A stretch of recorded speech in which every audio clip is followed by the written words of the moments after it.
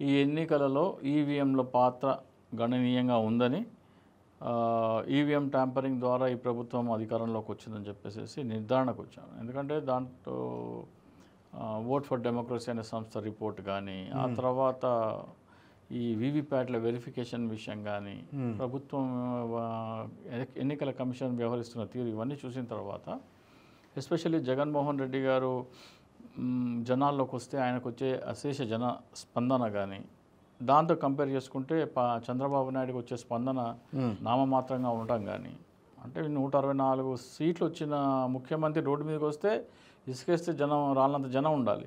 కేవలం 11 స్థానాలు గెలిచిన జగన్మోహన్ రెడ్డి వస్తే అసలు జనం ఉండకూడదు. ఏ సందర్భం చూసారు అది?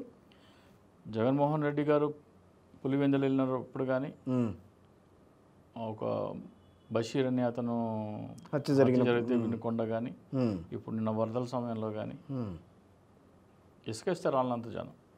మరి అదే చంద్రబాబు నాయుడుకి బాగా ఇంకా ఎలక్షన్స్ అయిపోయినా కూడా అధికారంలో రాకపోయినా ఇంకా సమర్థించుకుంటున్నారు రాజశేఖర్ గారు. సమర్థించడంటే మీరు ఏం నమ్మమంటారు? కళ్ళకు కనపడేది నమ్మమంటారా? కళ్ళకు కనపడని ఈవీఎంలో నమ్మమంటారా? ఈవీఎంలో మీరు ఓటు ఎన్నికల గారి వ్యవహారంలో ఈవీఎంలు జరిగిందా? కోర్టు ఏమిచ్చింది, ఏం చెప్పింది? సరే చెప్తాను. ఫస్ట్ ఈవీఎంలో మీరు ఓటేస్తారు. ఎలాగానే లోపల ప్రిసైడింగ్ ఆఫీసర్ దగ్గర కంట్రోల్ యూనిట్ అనేది ఉంటుంది. మీరు పోలింగ్ బూత్లోకి వచ్చిన తర్వాత ఇక్కడ ఒక బ్యాలెట్ యూనిట్ వీవీప్యాట్ అని ఉంటుంది. మీరు బటన్ నొక్కగానే అక్కడ బల్బ్ వెలుగుతుంది. పార్టీ పేరు, అభ్యర్థి పేరు, గుర్తు, లైట్ వెలుగుతుంది. మీకు వీవీప్యాట్లో ఒక స్లిప్ వచ్చి పడుతుంది. ఆ అభ్యర్థి పేరు, ఆ స్లిప్పు మీరు చూసుకుంటారు. ఈ బటన్ నొక్కింది కంట్రోల్ యూనిట్లోకి వెళ్ళి ఎలక్ట్రానిక్గా ట్రాన్స్ఫర్ అక్కడ స్టోర్ అవుతుంది. అది ఎవరికి వెళ్ళి స్టోర్ అవుతుందో మీకు కనపడదు కదా, కనపడదు. వీవీప్యాట్ మాత్రమే కనపడుతుంది మీకు. మీరు ఎవరికి ఓటు వేశారో అని ఏ నమ్మకంతో మీరు వెళ్తున్నారు? వీవీప్యాట్ని చూసి వెళ్తున్నారు. అవును. ఆ వీవీప్యాట్ని లెక్కించకుండా ఆ కంట్రోల్ యూనిట్ మాత్రమే మేము ప్రామాణికంగా తీసుకుంటామంటే ఎలా?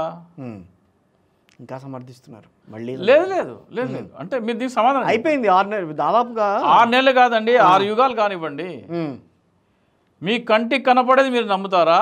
మీ కంటికి కనపడదాన్ని మీరు నమ్ముతారా? ఈ వీవీప్యాట్ లెక్కేయమని ఏడీఆర్ అనే సంస్థ సుప్రీంకోర్టులో పిటిషన్ వేసింది.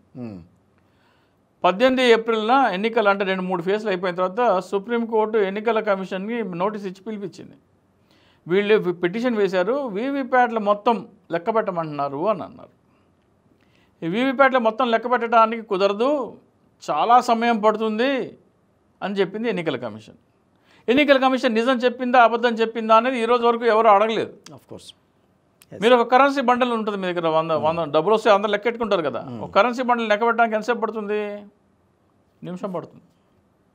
ఇది మిషన్లో పెడితే 5 సెకండ్లు చాలు. చేతిలో లెక్కేయాలంటే 10 నిమిషాలు, 5 మినిట్స్.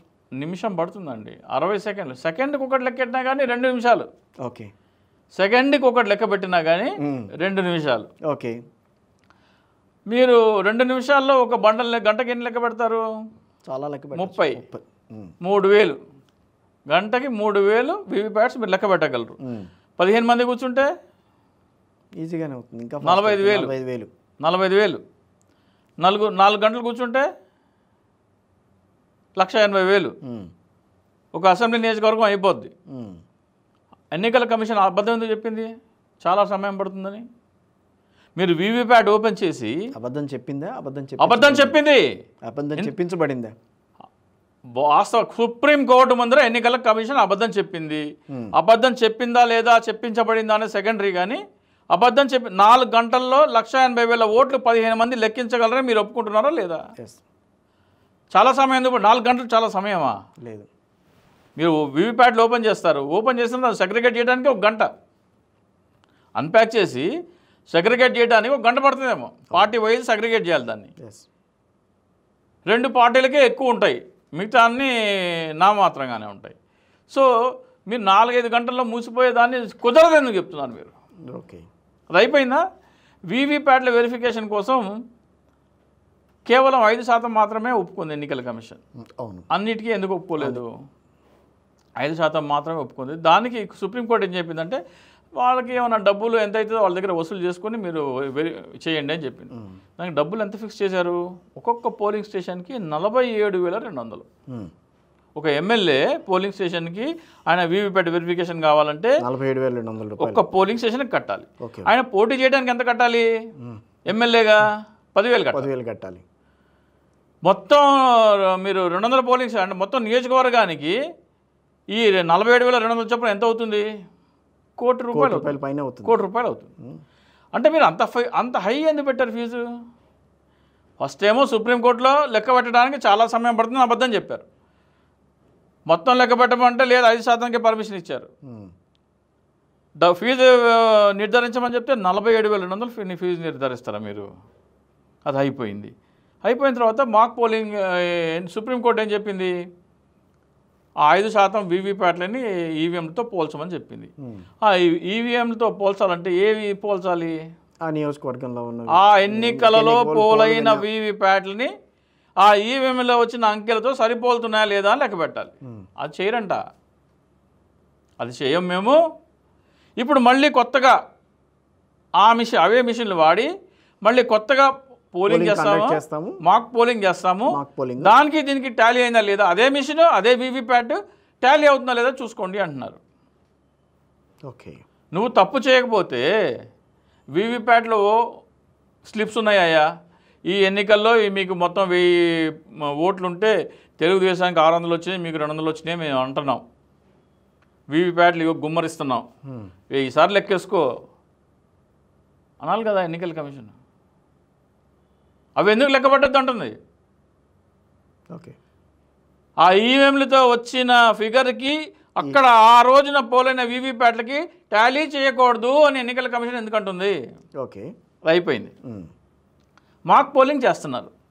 మాక్ పోలింగ్ చేస్తే బాలినేని గారు అప్లై చేశారు. అవును, 12 ఆయనకి మ్యాక్సిమం 5% అంటే 12 పోలింగ్ స్టేషన్లు వచ్చాయి. 12 పోలింగ్ స్టేషన్లు తీసి మాక్ పోలింగ్ చేయమంటే వైఎస్ఆర్సీపీ పార్టీ పేరు కానీ వైఎస్ఆర్సీపీ సింబల్ కానీ ఎక్కడ లేదు.